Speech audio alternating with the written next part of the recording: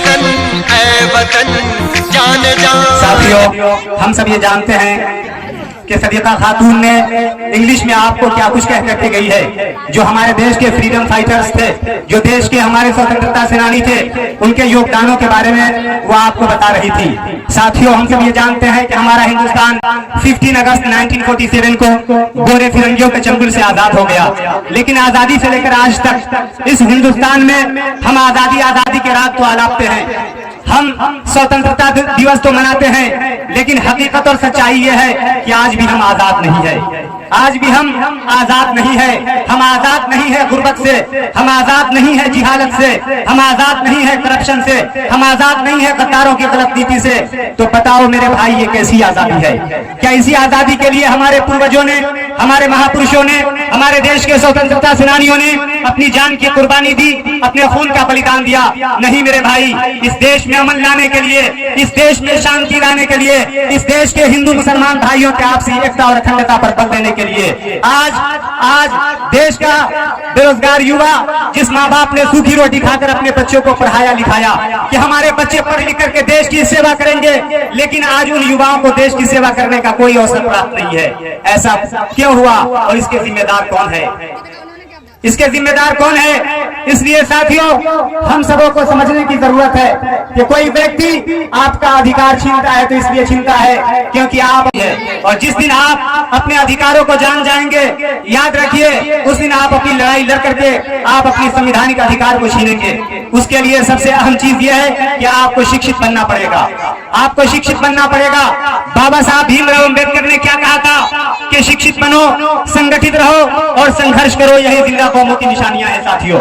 लेकिन हमने फरामोश कर दिया उनकी बातों को, हमने नजरअंदाज कर दिया, हमने इग्नोर कर दिया, हमने भुला दिया है साथियों। इसलिए मैं आप सबों से ये कहना चाहता हूँ कि हमारे जीवन में शिक्षा का बहुत बड़ा महत्व है। अपना मकाम पैदा कर, नया जमाना, नई सुबह शाम पैदा कर। खुदा अगर दिले फितरत शनास दे तुझको, कि खुदा अगर दिले फितरत शनास दे तुझको, सुकूते लालो गुल से कलाम पैदा कर। मेरा तरीक अमीरी नहीं फकीरी है, खुदी न बेच गरीबी में नाम पैदा कर।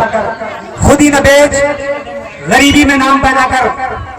मंच पे उपस्थित समस्त आदरणीय शिक्षक गण, माता पिता अभिभावक गण एवं आगे बैठे हुए नवीन भारत के नवीन विद्यार्थी गण, हम सब ये जानते हैं कि आज हमारा नेशनल फेस्टिवल इंडिपेंडेंस डे है, और आज के इस इंडिपेंडेंस डे के शुभ अवसर पर हम सारे लोग यहाँ एकत्रित और एकजुट हुए हैं। हम सब ये जानते हैं कि हमारा हिंदुस्तान 15 अगस्त 1947 को गोरे फिरंगियों के चंगुल से आजाद हो गया।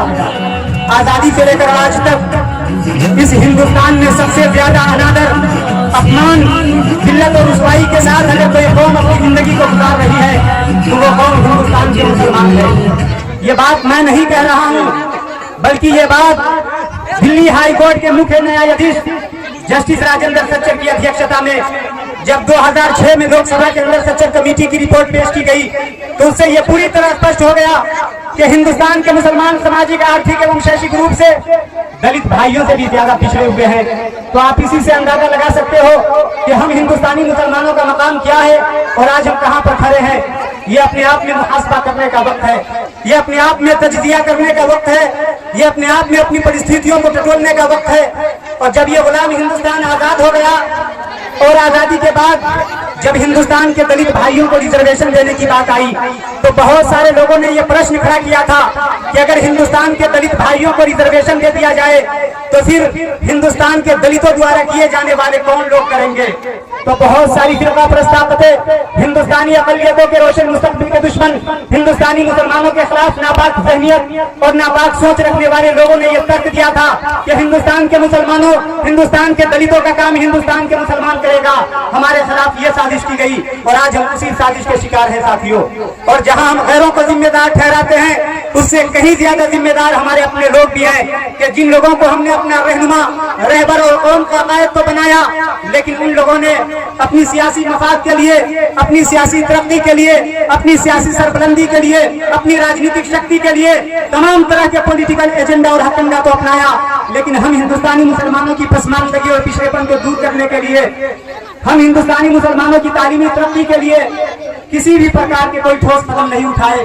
अगर किसी भी तरह का कोई ठोस कदम उठाया होता तो आज हिंदुस्तान के मुसलमानों की हालत हिंदुस्तान के दलित भाइयों से बदतर नहीं होती।